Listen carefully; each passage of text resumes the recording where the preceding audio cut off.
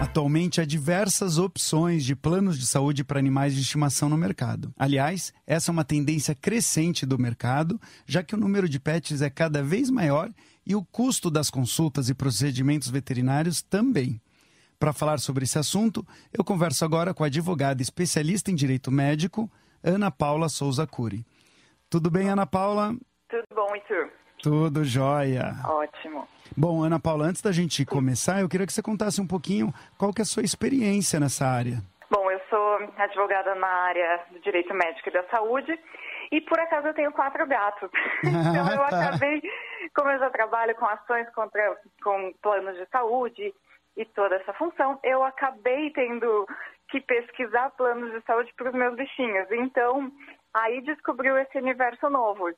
Descobri que existem milhões de planos e me dei conta que, como consumidora, eu também não tinha todas as informações. Então, fui estudar os planos, fui entender o que era oferecido e, conversando com as pessoas, me dei conta que tem muita gente que quer comprar um plano, quer adquirir um plano e não tem informação, não sabe como proceder e depois não sabe os seus direitos, não sabe nem se pode buscar os seus direitos no judiciário quando tem algum problema. Então, eu comecei a pesquisar sobre isso e acabei me inteirando aí sobre a área. Ai, que bacana. Bom, então a gente quer saber um pouco aí do que você aprendeu, o que você sabe. São muitas opções, assim, que tem de planos de saúde para pets? Então, hoje, a gente está vendo um mercado bastante crescente. Só que esse mercado está sendo os chamados pacotes. Eles não são planos de saúde propriamente. O que acontece? Se divide entre o plano de saúde daquelas operadoras de plano de saúde para pessoas que também estão oferecendo para pets e planos de saúde, entre aspas, que são as das próprias clínicas ou hospitais veterinários. Então, eles vendem como um plano de saúde, mas é um pacote mensal ou anual que a pessoa contrata. E aí ela vai ter um número de consultas, um número de vacinas, banho, internação.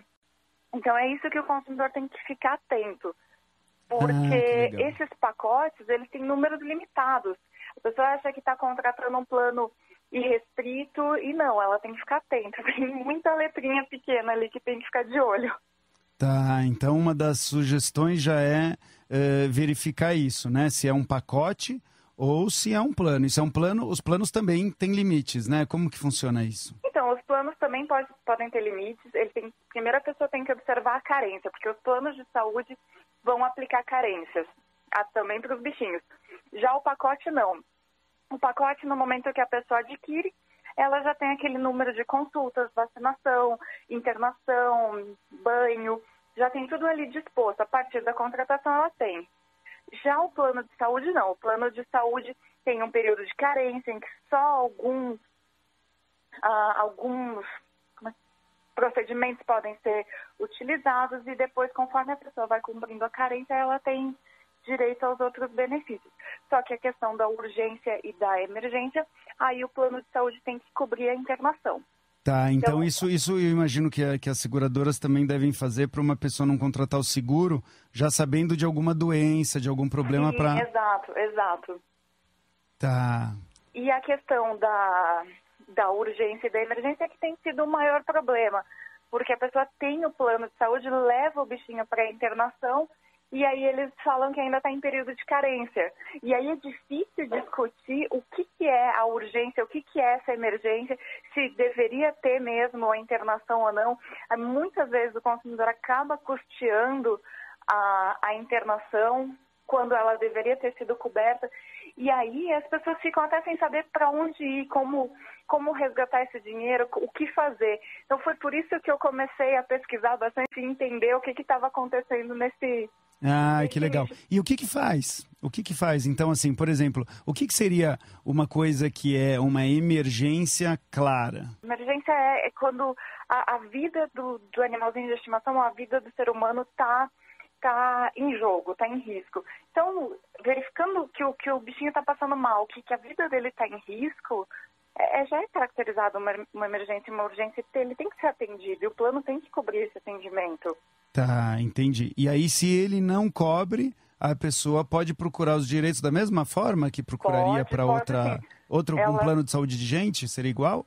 Seria igual. Ela pode fazer um pedido administrativo de reembolso, entrar em contato com o plano, apresentar os gastos que ela teve, todos aqueles laudos médicos, a papelada que eles vão entregar e os recibos, é só entregar para o plano. Se o plano se negar, aí ela pode procurar o PROCON, pode ir pessoalmente ao JEC e ajuizar uma ação, porque o juizado especial civil permite que o cidadão ajuize a ação sozinho, né, sem estar acompanhado de um advogado. Tá, entendi. E na sua prática, em planos de saúde de uma maneira geral,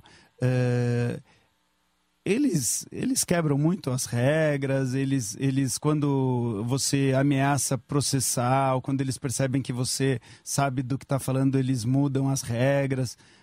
Um pouquinho para a gente ter assim a noção que você tem sobre os planos e as principais confusões que acabam acontecendo.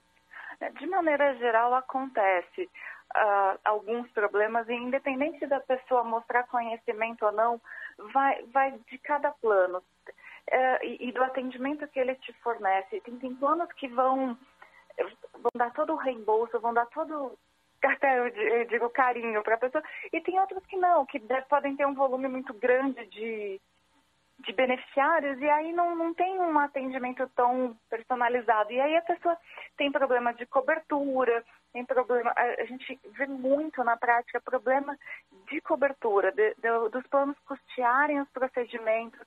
Depois, se a pessoa custeia o procedimento do bolso dela, a gente vê o problema com o reembolso.